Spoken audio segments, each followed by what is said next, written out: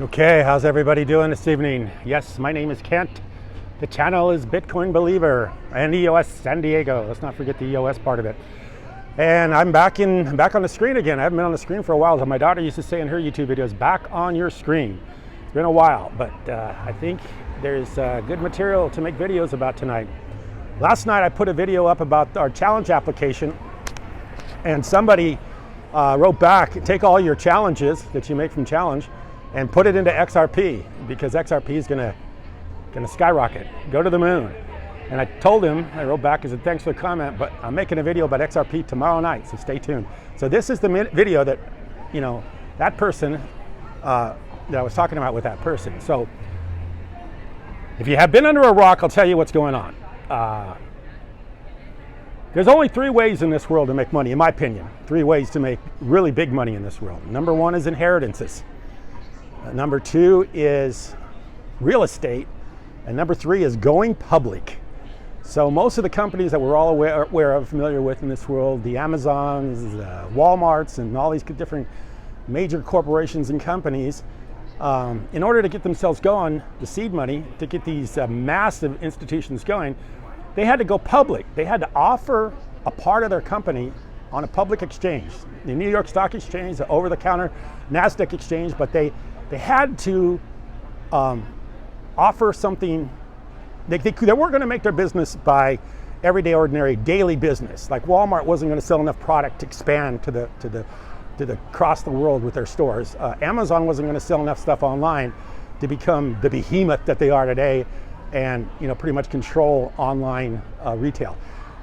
They had to go public, have people trade their stock, and of course then Bezos or Walton owned a lot of stock. In the process, their stock would go up, and of course that helped them to become billionaires, and of course it helped finance a lot of their growth. So you need to go public in order to finance your growth through a public exchange, and of course that is expensive.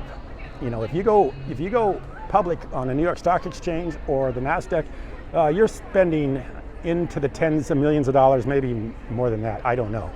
I used to be a stockbroker many years ago back in Denver, Colorado. We were penny stockbrokers, and we were like a poor man way of going public. So we were raise a few million for companies that, in certain states, you could go public on a pink sheets, the penny stocks, and you still had to go through the security exchange filings, and you still had to pay a lot of money to attorneys and stuff, but it wasn't nearly as strict as if you go public on a New York Stock Exchange. And the reason they do that is they claim they're trying to protect investors. So what happened when the coins come out, Ethereum had the ERC20 token, they got traded on exchanges. This brought in massive amounts of money into the tokens. A lot of the tokens didn't do what they promised, block one. A lot of the tokens took the money and ran and didn't do anything. So inevitably what happened was Security Exchange come in and said, hey, these tokens are all securities, they need to be regulated, and we're going to stop this whole online trading, these exchanges. Of course, XRP was the one that got sued, and they got delisted from like Coinbase and some of these other exchanges, which meant was a big deal to these exchanges, or to these tokens, because there was a lot of money being made during those days if you got into the right token at the right time. Obviously, a lot of us lost money in some of those tokens, but it pumped up, brought in massive amounts of money into the whole crypto market. Well, and that for the last few years has been pending litigation from the Security Exchange Commission on XRP. So here recently, just a few days ago as a matter of fact, the federal courts have decided that in a summary judgment, if you don't know what summary judgment is, it's like the judge said, basically, this isn't even close, we're not going to go to trial, I'm just going to rule in the favor of XRP. They're not a security. Bang, over with, case closed. So that's what happened. But there's another part of the case now that says those securities that got directly given to, they're sold to the public by XRP, those are not securities. But the second issue is, what about those securities that were traded through exchanges? That's still yet to be litigated, but I think they'll win that one too, because if it wasn't a security through individuals in XRP, it's not going to be a security between exchanges and XRP. If it's not a security, it's not a security. So that immediately drove the price of XRP up much, much higher, and gave a boost of adrenaline to the entire altcoin market. Because now, like I say, there's 3 ways to make money: real estate, inheritances, and going public. Now, this may bring back these tokens so they can be able to be traded in exchanges, so you can give up a piece of your idea, put it out to the public market, they can trade it back and forth, they can make that token go up in value, and if you're holding any of those tokens, guess what? You've got a lot of money to work with. That's the only way this altcoin market will ever develop. It's not going to develop any other way. You're not going to get enough users. We all talk about the super DApp, a DApp that's going to get so many users, it's going to go viral, and all of a sudden everybody's going to start using the blockchain.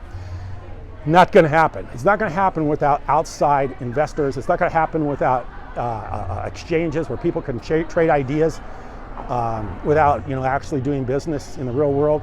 We're someplace where you've got this kind of like, and this is what goes on in the stock market. The stock market's not, when Amazon goes public, they don't give you, you don't have the boardroom access to Amazon because you bought Amazon stock. Your stock is related to the company, but it's separate from the company. So, right now I think Amazon, if you just took Amazon and just took the company and just broke it up into every possible thing you could sell, all their buses or their vans that run around here on a daily basis, all their buildings that they own a building I think out in Utah, just a huge building out in the middle of nowhere. If you took all the assets and you just basically broke it apart, shelled it out, and sold everything Amazon owned, you probably wouldn't even come up with $100 million. I don't even think you'd come up with $100 million. You might only come up with $50 million. I mean, when you take a big warehouse out in the middle of Utah, what's it worth? Probably not that much. All these vans running around, what are they worth? Probably not that much. What do they have? They have relationships, they have a few, I don't even think they hold any inventory. Everything's, most of it's being held by third-party vendors. So Amazon, if you just stripped the company of everything and just took the assets and sold them, it probably wouldn't come up with maybe not even 100 million. But I look today on the Amazon's capitalization is 1.3 trillion. So that's a lot of blue sky there. There's a lot of blue sky in Amazon. So somebody's looked at Amazon's idea and says, look, Amazon was one of the original online supply chains. They've got tremendous access. They're able now to cover the entire United States and get packages to people very very quickly.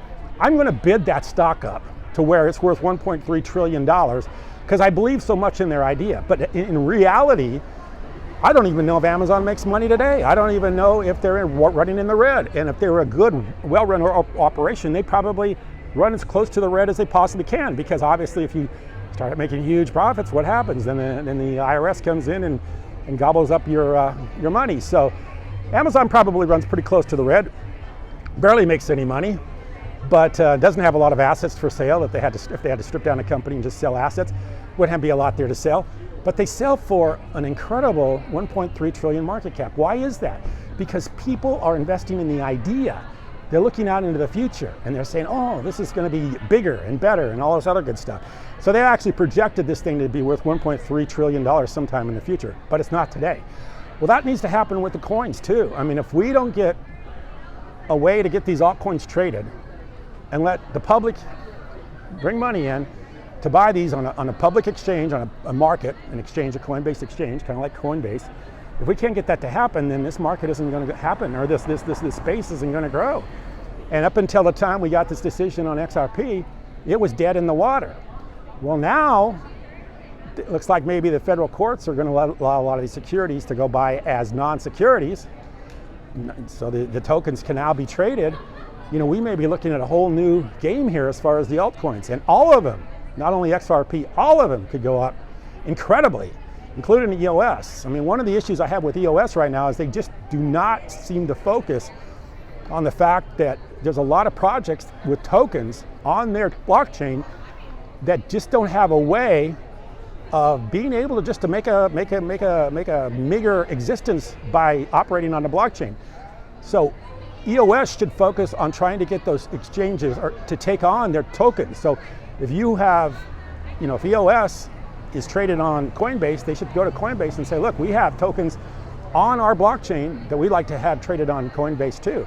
Try to use their clout to try to get some of these tokens traded. And if they did that, their blockchain would explode, because now people would say, oh, we create a token, we have an idea, now we put that idea on Coinbase, it's on a big exchange with a lot of investors, and now all of a sudden we have a way to generate income or money, operating revenue, so that we can continue to operate this idea and pay our developers, do some advertising, do all the stuff that they need to do in order to get something to grow. And the only way that's going to happen is if they get investor money.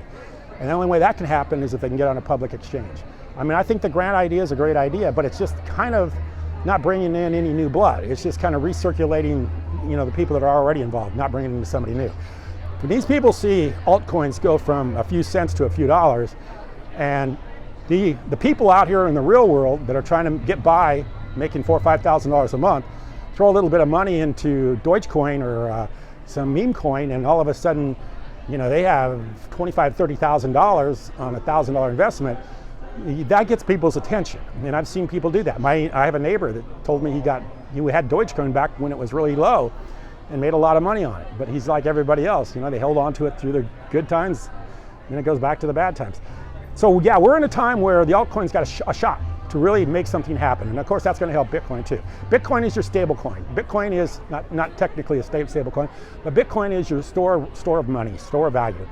The altcoins are what it's going to take for this space to really take off, because those coins, those ideas, those blockchains that are blockchains that you can build something on. They're not like, Bitcoin, which you can't build on that platform. But you can build on these other platforms. That was the whole thing with Ethereum.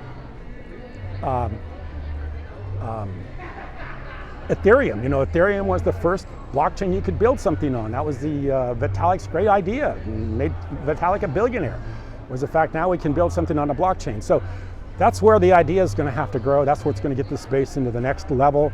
And that's where people are going to really start to see some incredible opportunities. So I didn't think this ruling would come through so soon. I was thinking it's going to be a while, because the federal government's got incredible resources and they can drag this stuff on for as long as they want. What this tells me right now is they're kind of giving up on trying to regulate cryptocurrencies. I think they see cryptocurrencies as a way out of the financial printing presses that everybody knows is going on, and so they're hoping that cryptocurrency may be able to bail out this economy. So I think that's probably one of the trigger points here, that this may help the economy if the U.S. dollar went on a digital, on a coin. Maybe we could turn it into a coin. That way we could wipe out some of this debt we have and start new, or at least have a digital coin that's easily transferred, and make it so we can give people money, we can stimulate the economy, we can go directly into a digital wallet. I mean, there's so many advantages to being digitalized, as opposed to this inflation and fiat currency money that we all know that is basically, it's been outed.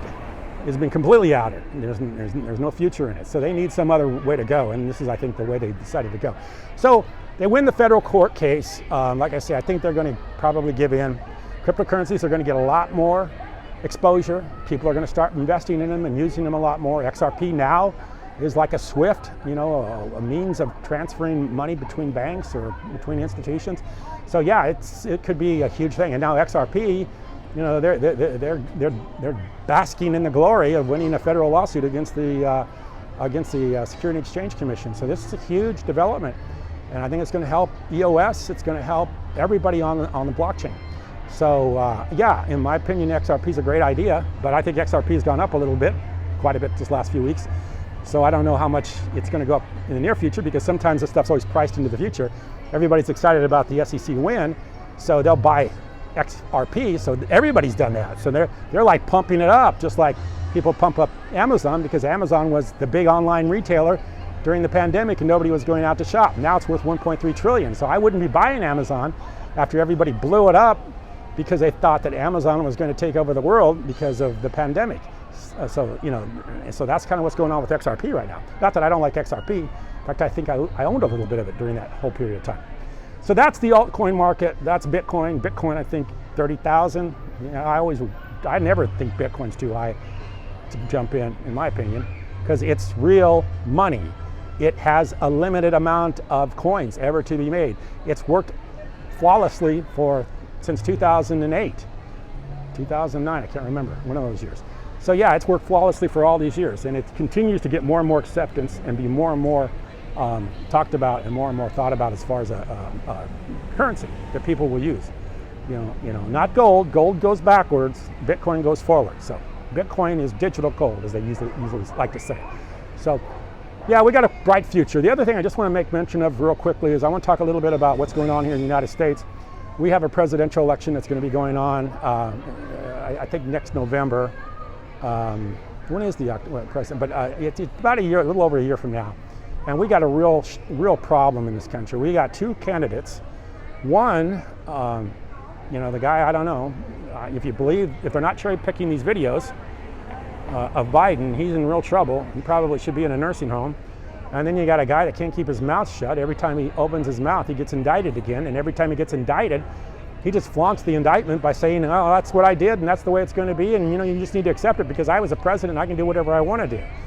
Well, that may work well in communist North Korea, but it doesn't work so well, at least where we think we're free. I don't know how free we are, but at least where we think we got a separation of government. We got the different branches of government, and we think we have a little separation. So I don't know how well his arguments are going to fly. The guy might be indicted before he becomes president, but right now it's a real problem. It's Biden and it's Trump, and both of them got real problems. So where that sends the U.S. stock market, where it sends the U.S. as far as a major power in the world's concerned, it's not good. It's not good at all. So we'll see how that turns out. So yeah, back to the idea. I was thinking about this. If you think about going public, one of the people that really benefited by going public and being bought out by Yahoo, which was Mark Cuban. Mark Cuban's the luckiest guy on the face of the earth. He takes a bad idea called broadcast.com, putting radio on the internet, takes it public, gets bought out by Yahoo, ends up with a couple $1 billion, flies around on this jet airplane, and now he does this show. I've never even watched it because every time I see this guy's face, it literally is like I just get sick to my stomach because I think he's just such a phony. So Mark Cuban, the ugliest guy in the world. I wouldn't take his money for the way he looks. He looks like Frankenstein. Every time I look at the guy, literally I know his story. I know what he's about. He's walks around, he acts like he knows so much because he's got a few $1 billion. He made that money just by being lucky, really big. He had a really horrible idea that he put online. I think I've talked about this before in my videos, but had a really ugly idea, about as ugly as his face, put it online, got bought out, went public, got bought out by Yahoo for a few $1 billion. In fact, I saw where Forbes said it was one of the worst business decisions in the history of corporation or corporate decisions, was the idea to buy broadcast.com by Yahoo for a few $1 billion. So anyway, I'm going to end the video on that because we've got a train coming through. I'll be making hopefully more and more videos. Once I get this editing down and figured out, I'll be making a lot more videos. Appreciate you watching. Thank you.